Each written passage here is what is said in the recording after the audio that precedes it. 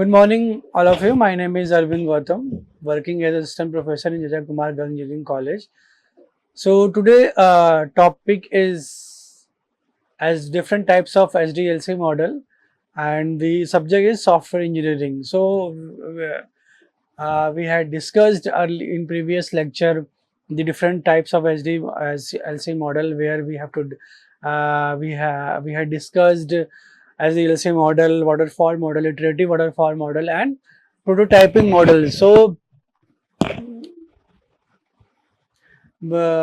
some basic definitions and some basic stages of prototyping model uh, we had not discussed. So today we will discuss the all these stages in proper manner. So prototyping model, it is a software development model in which prototype is built, tested and reworked until an acceptable prototype is achieved. It also creates base to produce the final system or software. It works best in scenarios where the project's requirements are not known in detail. It is an iterative trial and error method which takes place between developer and the client. These are the stages of the prototype model where requirements gathering, quick design, refine requirements, incorporating customer suggestions, and we have to build the prototype, customer evaluation of prototype, design, coding, testing, and maintenance. Okay. When to use prototype model? The prototype model is suitable for a project for which either the user requirements or the underlying technical aspects are not well understood. When we especially popular for development of the user interface part of the project. And there are different types of prototype models, right? Rapid throwaway prototyping, evolutionary prototyping, incremental prototyping, and extreme prototyping. Okay.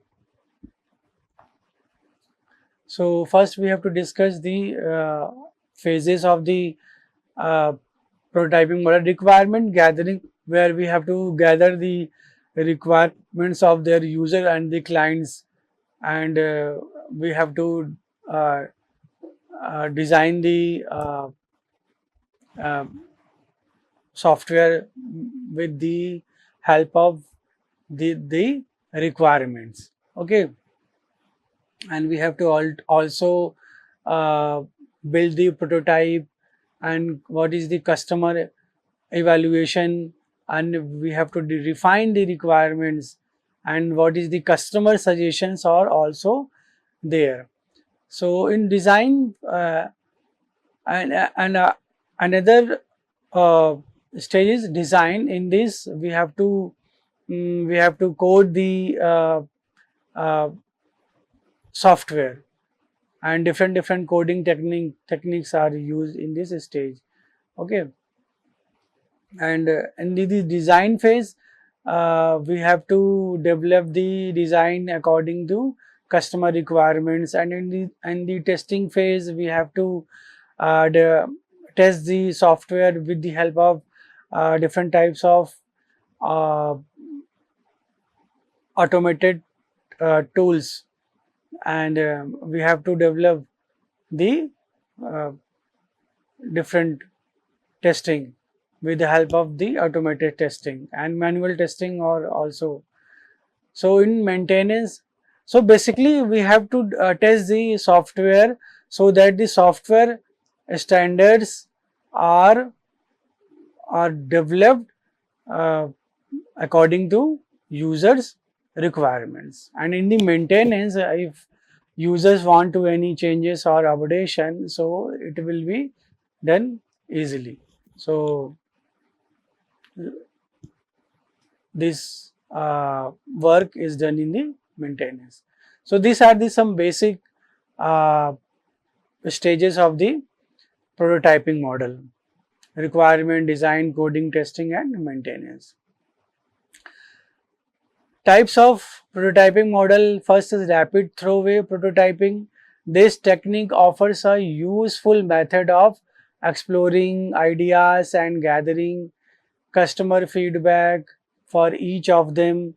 In this method, a developed prototype need to necessarily be part of the accepted prototype. Customer feedback helps prevent unnecessary design faults, and hence the final prototype developed is of better quality. Evolutionary prototyping. In this method, the prototype developed initially is incrementally refined based on customer feedback till it finally gets accepted. In comparison to rapid throwaway prototyping, it offers a better approach that saves time as well as effort also. This is because developing a prototype from scratch for every iteration of the process can sometimes be very frustrating for the developers.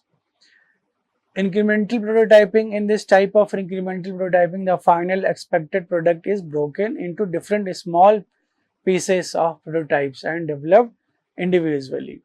And it is a very much efficient approach that reduces the complexity of the development, okay, process, where the goal is divided into subparts and each subpart is developed individually. The time interval between the project's beginning and final delivery is substantially reduced because all part of the system are prototyped and tested simultaneously. Extreme prototyping.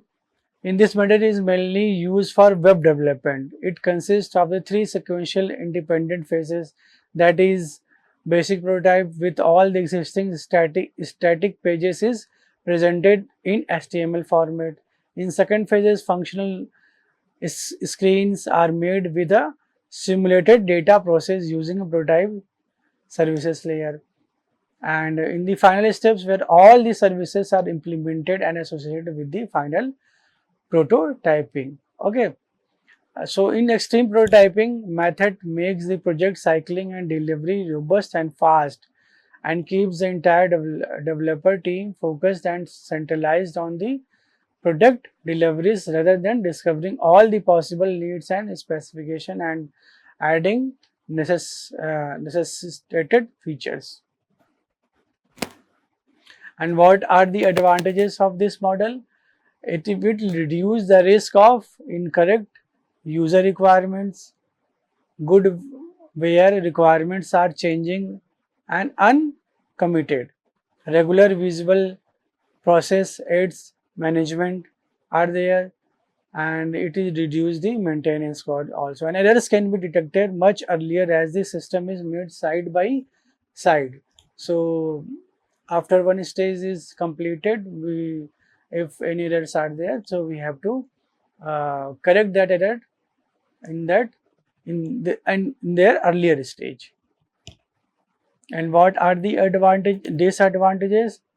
It is an unstable, badly implemented prototype often becomes the final product and require extensive customer collaboration.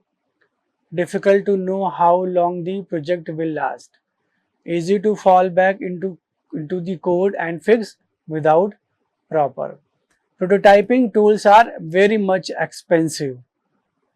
So special tool and techniques are required to build a prototype. It is a time consuming process.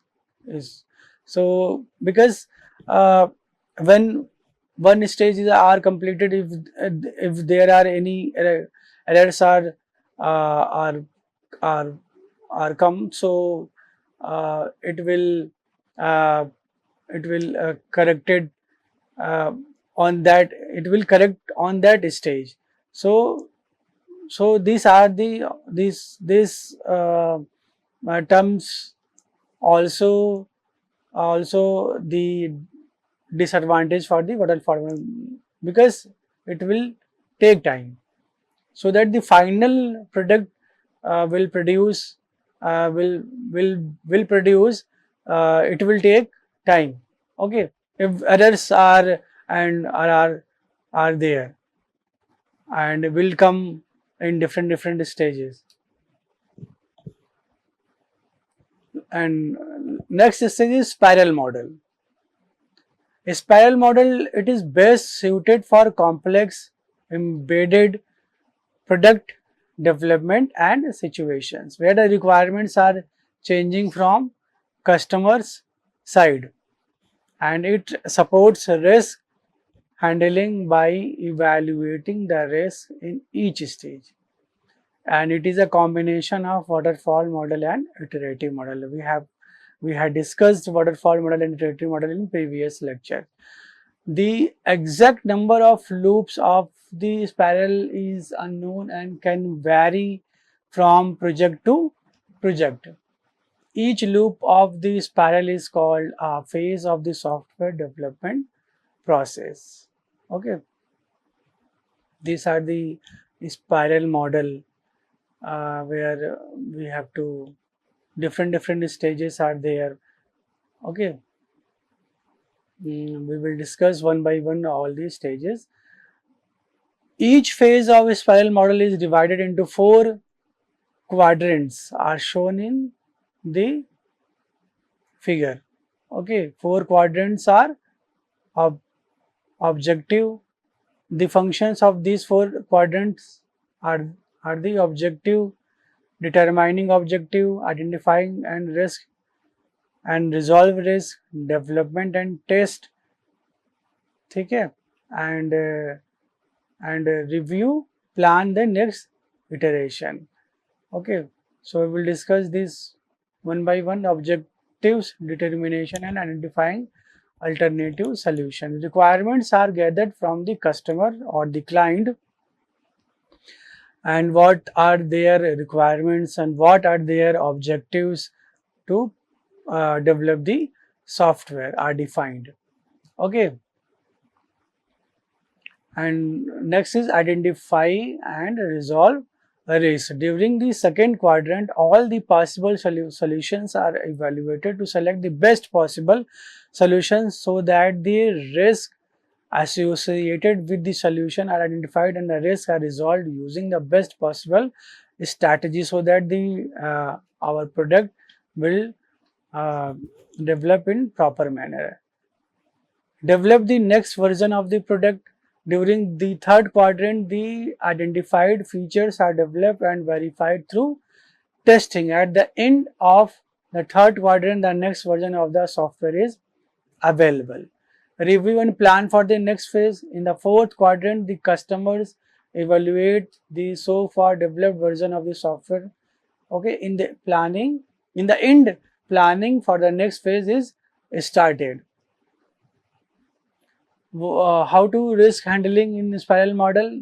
The risk is any adverse situation that might affect all the system. Okay. So the most important feature of the spiral model is handling these unknown risks. Okay, after the project has started. Such risk resolutions are easier done by developing prototype.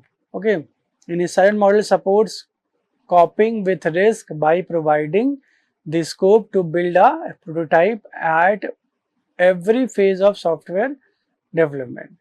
The prototype model also supports risk handling, but the risk must be identified completely before the start of the development work of the project. Okay, and in real life project, risk may occur after the development work starts. In that case, we cannot use a prototype model. Okay, so in phase of the spiral model, the features of the product dated and analyzed, and the risk at that point in time are identified and are resolved through prototyping. Okay, and what are the disadvantages and advantages? The advantages are the risk management feature is one of the best development characteristics of the spiral model. Okay, the spiral model is suitable for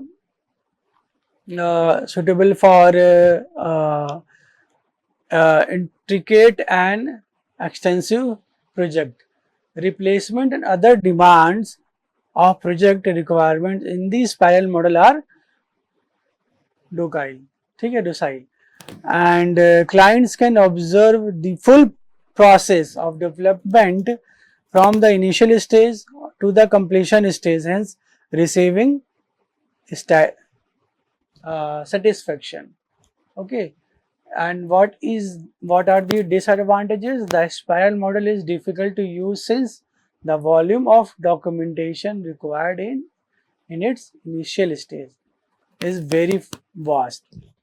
Developing a spiral model is very expensive and small projects may find it difficult to use. The spiral model depends on risk analysis, and without a highly experienced team, developing this project might be impossible.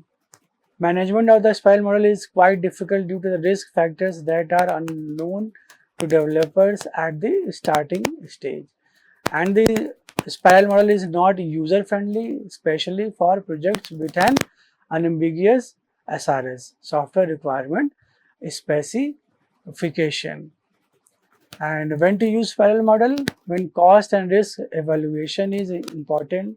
For medium to high risk projects, users are unsure of their needs, requirements are complex, and significant changes are expected. So these are the some advantages, disadvantages, and uses of spiral model. Okay, so thank you for the today lecture.